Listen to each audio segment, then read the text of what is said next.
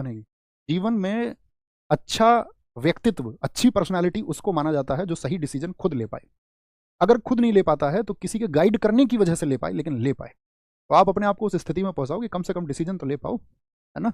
तो क्या समझेंगे, ये किसके प्रयास चल रहे हैं यहाँ पर? ये सारे प्रयास चल रहे हैं आपका किसके? सारे के सारे ये क्लाइव के समय के प्रयास हैं। अब आप जानते हो कि भैया अधिकारी तो इनके बड़े भ्रष्ट अधिकारी थे, और इतने भ्रष्ट अधिकारी थे आपका कि आप पूछो मत। इतने भ्रष्ट अधिकारी थे कि क्लाइव ने तो एक बार पत्र लिखा ब्रिटिश शासन को, ईस्ट इंडिया कंपनी के संचालकों को, कि यार इनकी सैलरी कम है, इनकी सैलरी वैलरी थोड़ी बढ़ा दो। तो संचालकों ने साफ साफ मना कर दिया कि हमारे पास इस बात के लिए पैसा नहीं है। ठीक है, इसीलिए वो भ्रष्टाचार का कारण बनते थे। क्लाइव जो यहाँ से पैसा लेके गया, क्लाइव के बारे में कहा जाता है कि क्लाइव ने स्वयं स्वयं का यहाँ से आज के समय पे तुलना करें तो लगभग 2,500 करोड़ रुपए का घोटाला किया क्लाइव ने।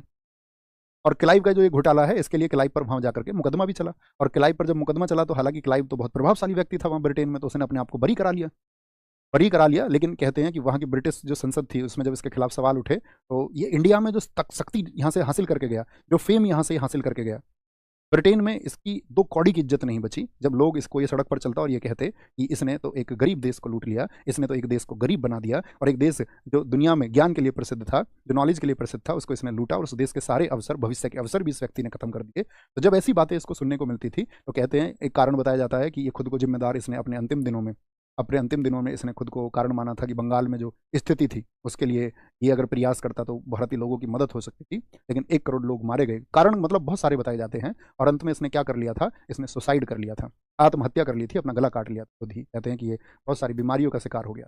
बात समझ गए? आगे चलें।